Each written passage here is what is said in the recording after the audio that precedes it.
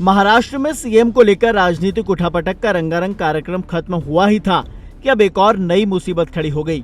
अब इसे मुसीबत कहें या फिर अफवाह, ये तो वक्त ही बताएगा।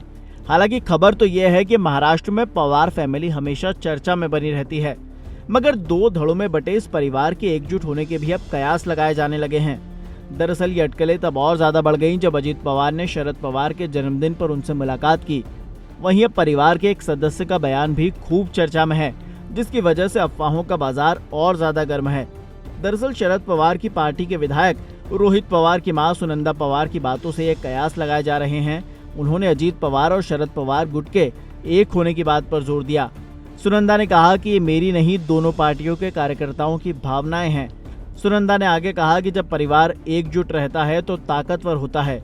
पवार परिवार अच्छे और बुरे समय पर एक रहा है और उसे अब भी ऐसा ही करना चाहिए। सुनंदा ने आगे कहा कि कार्यकर्ताओं की तरह मेरा भी मानना है कि अगर पार्टी एकजुट होती है तो वो और मजबूत होगी और राज्य में ताकत बनकर उभर सकती है। उन्होंने कहा कि मैं पार्टी कार्यकर्ताओं की भावना का सम्मान करती हूँ।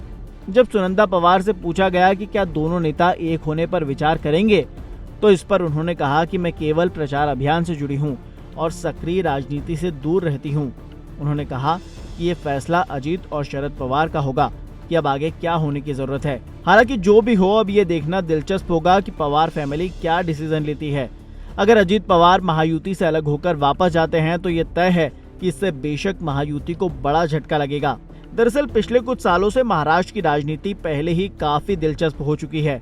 साल 2022 में बाला साहेब ठाकरे द्वारा बनाई गई पार्टी शिवसेना दो हिस्सों में बट गई और फिर भारतीय राजनीति के चाणक्य कहे जाने वाले शरद पवार की पार्टी बिखर गई। शरद पवार ने 10 जून 1999 को इस राष्ट्रवादी कांग्रेस पार्टी की स्थापना की थी। तब से ही शरद पवार के भतीजे अजीत पवार भी अपने चाचा के साथ खड़े रहे।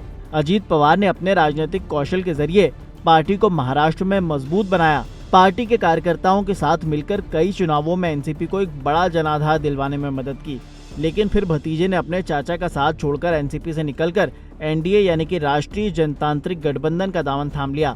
वो एनसीपी के 8 विधायकों के साथ भाजपा शिंदे गुट में शामिल हो गए।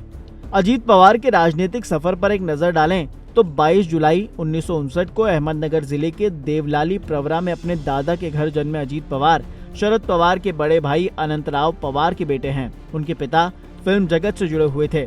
अनंतराव ने मुंबई में मौजूद वी शांताराम के राजकमल स्टूडियो में काम किया था।